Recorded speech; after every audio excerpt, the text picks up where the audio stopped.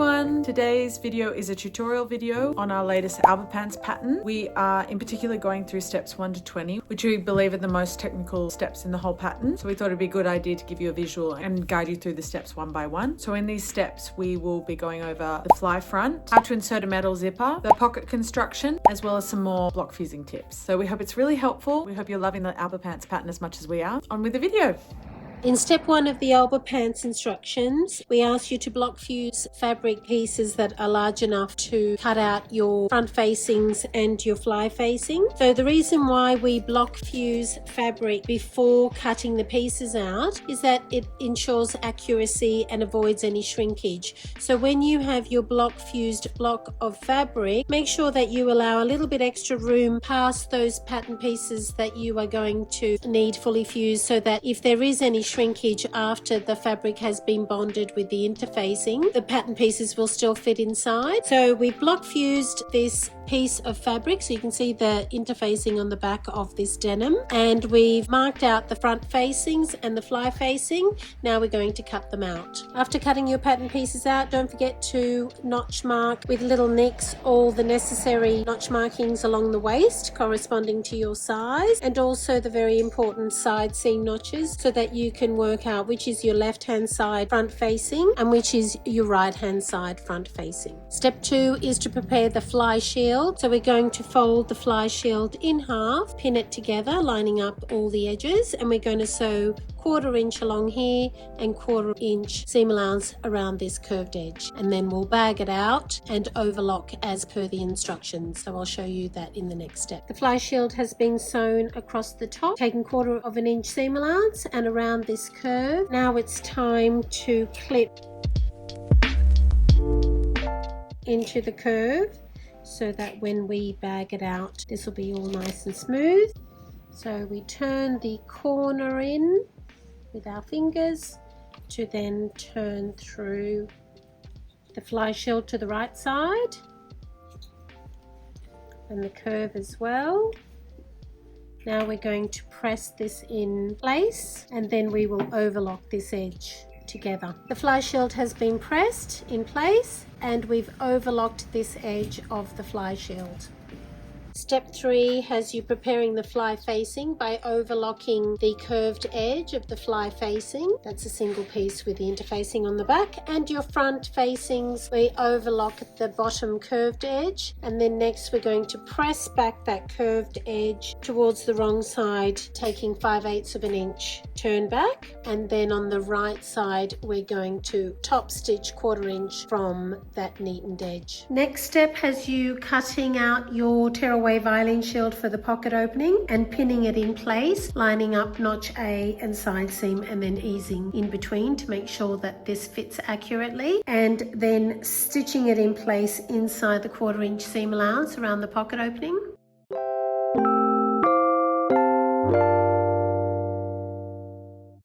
Next step is preparing your pocket bag by neatening back this edge towards the right side. Here I've just used some calico. You can use any pocket lining. I've marked the wrong side with an X, and you will be neatening back the pocket bag towards the right side. So just press it back 1/4 inch, and then we'll be attaching it to the pocket stay.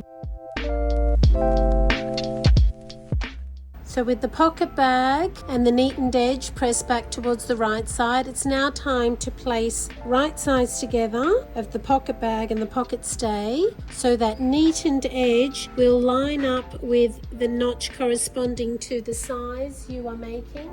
So there's a notch up near the waist, so not the notch C, that's for another step. And then we line up the neatened edge at the bottom of the pocket bag with the notch on your pocket curve, and we pin it in place. And then we are going to stitch it down from here to here along the neatened edge, back stitch at the beginning and the end. So now it's time to join the right side of the pocket bag to the right side of the front leg at the pocket opening. So we're going to flip it over, and we're going to line up notches A together and pin in place, and then we're going to pin the rest of the pocket curve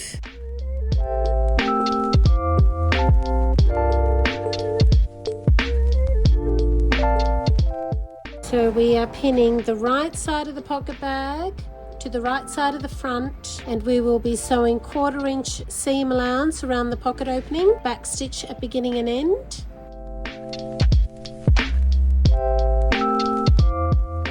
We've sewn the pocket bag in place around the pocket opening. No need to clip here because we've only got 1/4 inch seam allowance. The next step is to push the seam allowance towards the pocket bag, and we're going to understitch here on the pocket bag close to the seam, making sure to catch the seam allowance at the back.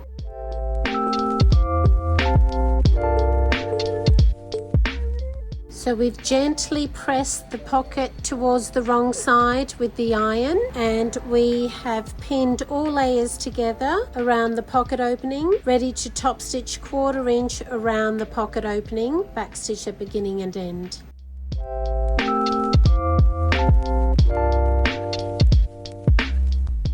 Now after the top stitching has been done, then we have torn away the tearaway Vilene around the pocket opening. Now that the pocket bag has been attached to the front, it's time to connect the bottom of the pocket bag and the pocket stay together around the pocket curve. So we just simply pin them together. They're already joined together the right way.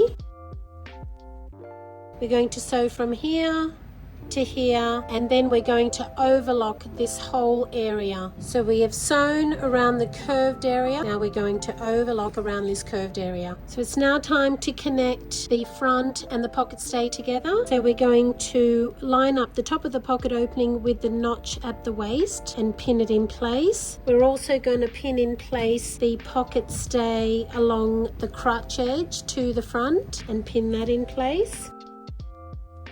And we're also going to connect the pocket opening at the side seam with the notch that's at the side of the pan. Line it up with your pocket opening and pin in place.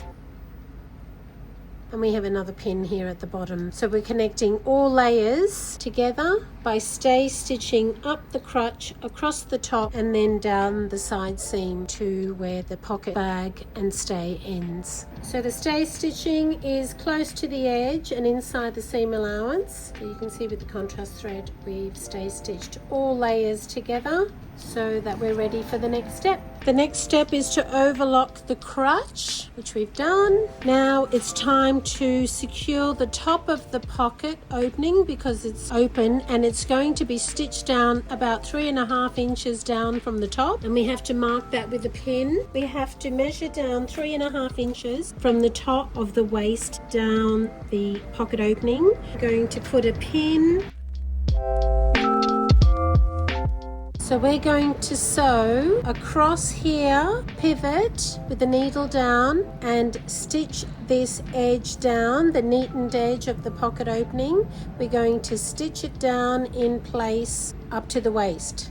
So you'll reinforce this with some back stitching so that's nice and secure and strong, and we're going to back stitch at the top. On the other side of the pants, you'll be starting at the waist, back stitch down here, and then pivot at the corner there to finish off here. Here is the top of the pocket reinforced, so it's a lovely detail on the pants, and here is our pocket opening. Next step is to pin the fly facing to the right side of the right front. So we have right sides together, and we're going to sew 1/2 inch seam allowance, back stitch at the beginning and the end. The fly facing has been sewn in place. Now it's time to push the fly facing away from the front, and we're going to understitch close to the seam here, catching the seam allowance at the back. So next step, we need to prepare the zipper to attach it to the fly facing. So with the zipper facing you right side up, we're going to open the zipper up, and we're going to turn this top end of this side of the zipper, angling it off to the side away from the pulley and leaving approximately 1/4 inch above the zipper pulley, because we're going to then turn it over, face it down onto the fly facing, In the instruction booklet, we've got you marking the top of the zipper, which corresponds with the notch on the other side. So if you need to put a pin through to mark it, or you can measure it, then you have to mark an area down the fly facing that is 1/2 inch from your fly facing seam, and that will be the line that we line up the zipper teeth when we place it facing the fly facing. The zipper has been placed with the right side of the zipper facing the right side of the fly facing. And we've lined up the top of the zipper pulley with that marking. We have lined up the zipper teeth with that 1/2 inch marking. Now we're going to stitch across the top of the zipper tape. That's why it's really important that you have at least 1/4 inch above the zipper pulley. We're going to stitch across the top, pivot with the needle down at this point, tuck that little tail end as we stitch down to the bottom of the zipper. And then after that, we'll come here and stitch another row of stitching here.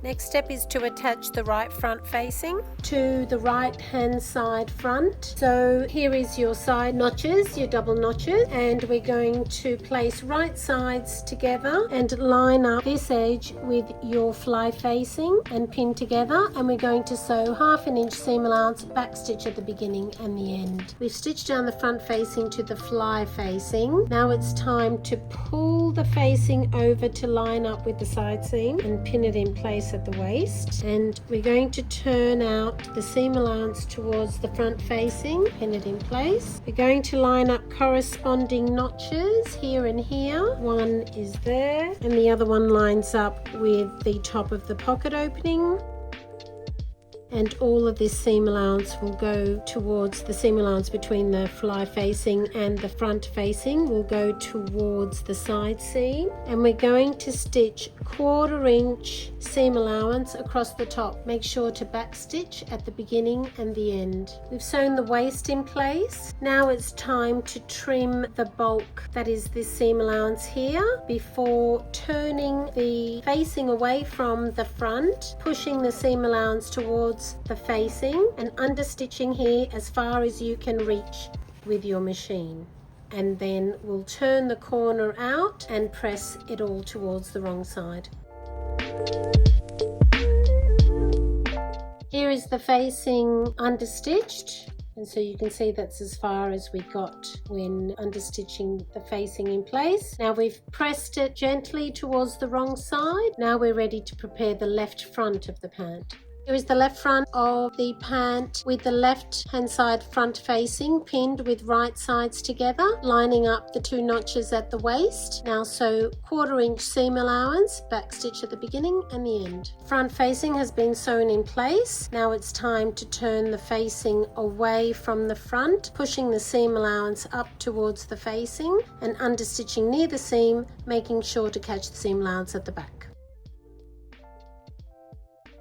So the left front has had the facing understitched in place. Now we're not going to turn and press it towards the wrong side just yet, because we need to prepare to attach the other side of the zipper to the fly shield next. The next step has us attaching the other side of the zipper tape to the fly shield. So we've placed a pin where the notch marks the beginning of the zipper and the end, and this time with the right side of the zipper facing you, we're going to turn the top of the tape towards the wrong side, again leaving 1/4 inch at the top, and then placing the tape down, the tape edge flush with the edge of the zipper shield, and we're going to place the pulley in line with the pin marking, and we're going to pin all of the tape to the edge of the fly shield, and we're going to stitch it in place. So here is the fly shield. with the wrong side of the zipper tape placed to the right side of the fly shield, lining up the tape with the overlocked edge of the fly shield. Now we only need to stitch one row of stitching for this side to secure the tape in place. Now if you want to double check that you've lined everything up, you can close the zipper and then see that your fly shield is in line with the top of your waist.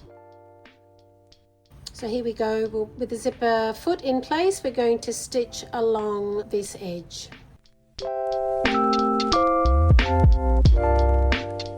So here's the tape all sewn up, the zipper's closed, and you can see that the shield lines up with the top of the waist. It's now time to join your two front legs together, but we're going to leave the inside leg open. So I've started pinning about 1.5 inches in, and we're going to pin up to the notch that is marking the end of your zipper, and we're going to stitch 1/2 inch seam allowance from here to here, and make sure that when you get to this point that you stitch just past this stitching line. Here's the two fronts joined together just at this point. Now the next step is to join the fly shield to the left front. We have the fly shield and we're going to place it with the zipper down, and we're going to line up the top of the fly shield just under the seam there where the front facing joins the left front. We're going to pin it in place this way, lining up the overlocked edges. Now that's just to secure it in place, because the next step is to bring the front facing over towards the front, sandwiching the fly shield in between the facing and the front, and making sure that the seam allowance at the top of the facing is pushed all the way towards the facing side. I'll transfer this pin. Now we're going to sew 3/8 of an inch seam allowance from here to here, making sure to back stitch at the beginning and the end. We have now stitched the front facing in place on the left front just at this point. Now it's time to eliminate and trim away any seam allowance here to eliminate some bulk. If you're using thicker fabric, we recommend eliminating some bulk in here, but if you're using something softer and finer like this, it'll be fine. So we'll trim this away and turn it through to the right side and show you what the next step is. We've turned out the left front to the right side. Now it's time to close off the opening that is here along the zipper tape. As per the instructions, turn back the seam allowance 3/8 of an inch and pin it in place along the zipper tape. And we're going to stitch along that neatened edge from the top all the way down to the bottom of the zipper, making sure that you move the pulley out of the way when you get to the end. Here is the left front pinned to the tape. Now we're going to open up the zipper, and we're going to get the zipper foot, and we're going to stitch from here all the way down to the end of the zipper. Just a little tip, you need something to keep your stitching level. So if you've got one of these little tools, something to balance your foot when you're starting at this point.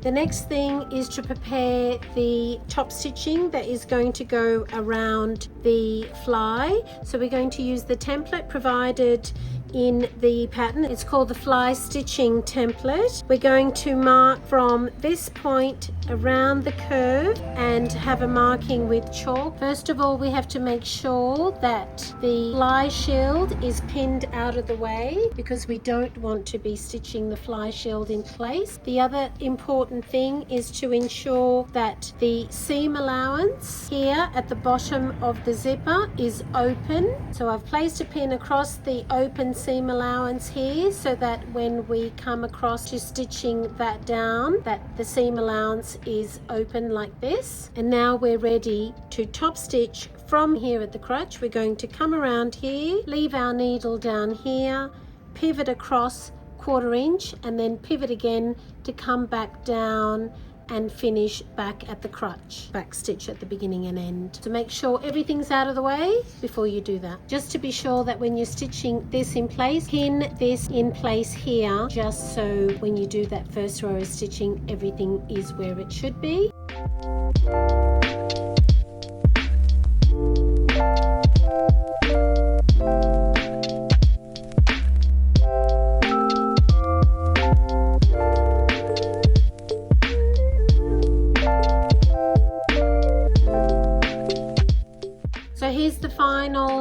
detail, lovely top stitching around your zipper fly. Now the last step, we have you securing the fly facing to the fly shield by sewing a couple of stitches along here. This will ensure that the fly shield stays in place. Then you're ready to continue with the other steps of the Alba pants. As always, our instructions are very detailed and have very clear photos provided. So let us know if you found the video helpful, and if you have any questions, just leave them in the comments down below. Happy sewing, everyone.